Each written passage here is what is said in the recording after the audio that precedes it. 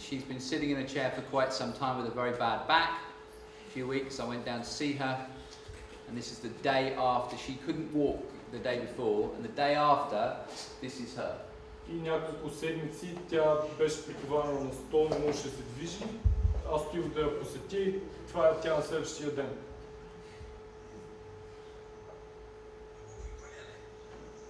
Ходиш много добре. This was the number of steps you see her just taking, and a few steps with the further she could walk, she'd be in bed all day. So this was the day after a Bowen treatment. She couldn't lie down. I had to seat her in a chair to do it. Това е деня след като направихме една процедура с нея, тя не можеше да легне, трябваше да работим с нея в стола. And this is the first time she'd ever used this. She'd never been out with this walker before, so. И това е първият път, когато използва проходилката, сега не е ползвала. It's down in the seaside. Beautiful. Това е край морето, красиво, а? There you go. My Auntie Jane. I'm going to speed the video up. I'm going to edit the video, alright? Май ще трябва да забързам видеото. Да изглежда по-енергично. So what does it do?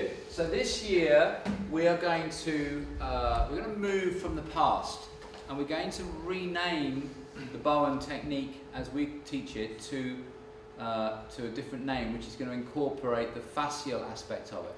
Това, което ще направим тази година е ще продължим напред, ще се отдръпнем от традициите, ще преименувам техниката така, че да включим фасциалния компонент в името. We now understand that we are working fascia because I am now confident enough, having done so much dissection and study, that I know what we're doing.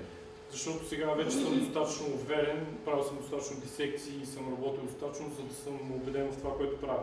And we can move away from some of the stories and ideas and made up stuff to really getting a good clear idea of what we're doing. И можем да изоставим част от старите идеи и измишльотини, за да почнем да обясняваме какво всъщност правим.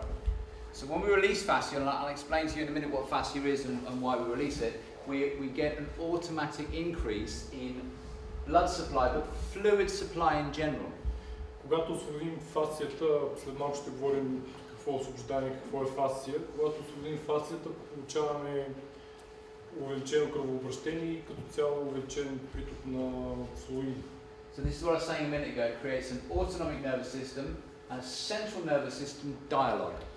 Създава това, което казах преди малко, диалог между централната нервна система и автономната нервна система. So whenever anything happens to you that becomes a sensory input, your body has to respond to it. Когато се случи нещо с вас, някакво сензорно преживяване, тялото ви трябва да реагира на него. If you don't know anything that's happening, it's like me cutting your hair or what have you, you don't have to respond. But the moment it gets to your cerebral cortex, you have to respond. Ако не знаете, че нещо се случва, като например когато ви отреже косата, не е нужно да отговаряте на това действие, но в момента, в който нещото достигне до мозъчната ви кора, вие трябва да реагирате на това. So when I make this move on Setso, for example, he has a sensory input. It goes through the peripheral nerves to his spinal cord. Still okay for a minute? You know this anyway.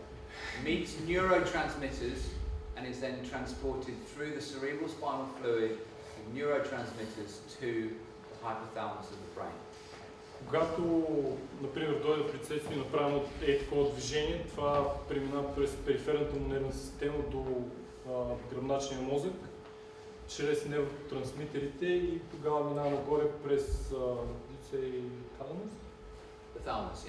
През таламуса и към кората на главния мозък. It responds not just through the deep fascia, but through the superficial fascia, which has also got afferent and efferent nerve endings. Отговора получаваме не само чрез дълбоката фасция, но и чрез повърхностната фасция, която има и аферентни и еферентни.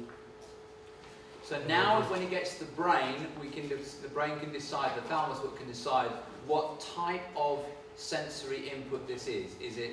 Is it a mechanoreceptor? Is it an interoceptor? What kind of action does the brain have to take? И когато тази информация достигне до таламуса, там вече се решава какво действие трябва да предприеме мозъка, дали това е механичен дразнител, вътрешен дразнител, какво действие трябва да бъде предприето. It says, effectively it says, I talk about in the book, I said, what was that?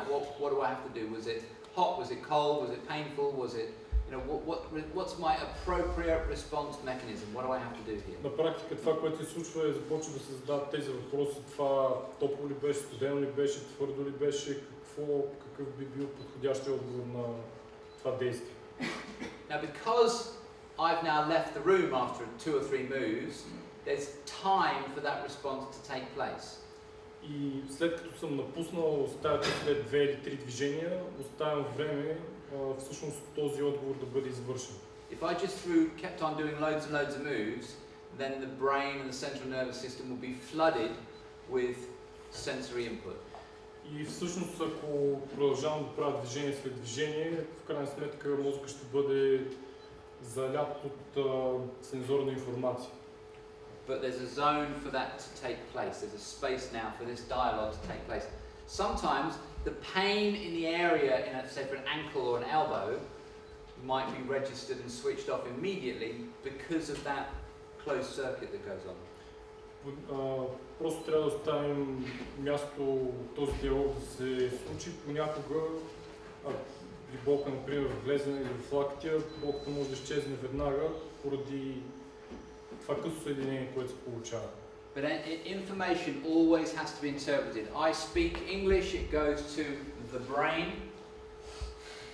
Но винаги трябва да има интерпретация. Например, аз говоря на английски, това достига до мозъка. And then it comes back. И се връща. As information. So I mentioned subtle and subconscious changes. Това са малки и несъзнателни промени. Subconscious. So sometimes a lot of people will leave, they'll walk out the door in the same amount of pain as they walked in. Понякога се случва така, че хората се тръгват в същото състояние, със същата болка, с която са дошли. That's very difficult for some therapists to cope with. Very difficult. Това е много трудно за някои терапевти да се справят с него. But why should pain go away in 45 minutes or an hour because you say it should? Но защо болката трябва да изчезва за 45 минути или 1 час, просто защото така ще казва? You missed the best bit. Пуснахте най-добрата.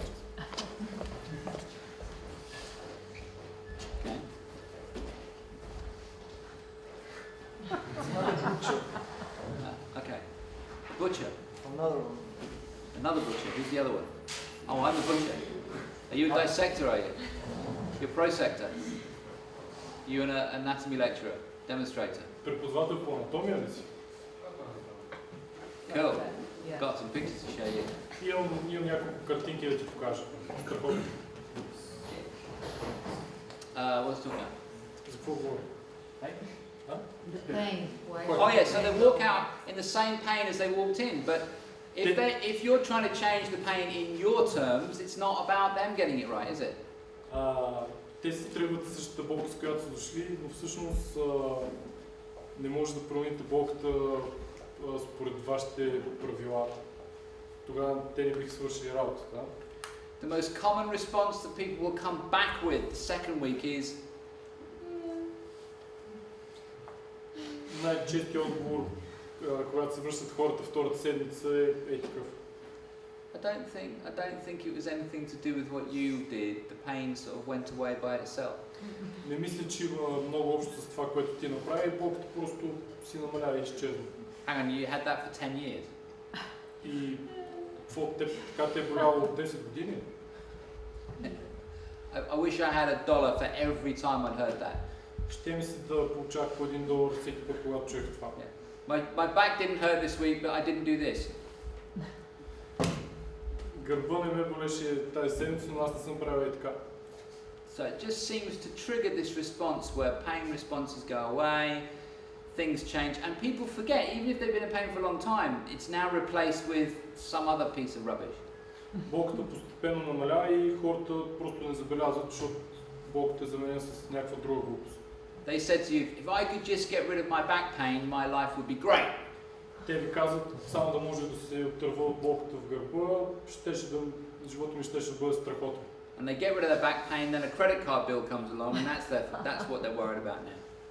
Болката им отминава, получават излечението от кредитната си карта и вече започват за това да се тревожат. It's why we have to have a very good system of creating markers, different types of markers to measure change.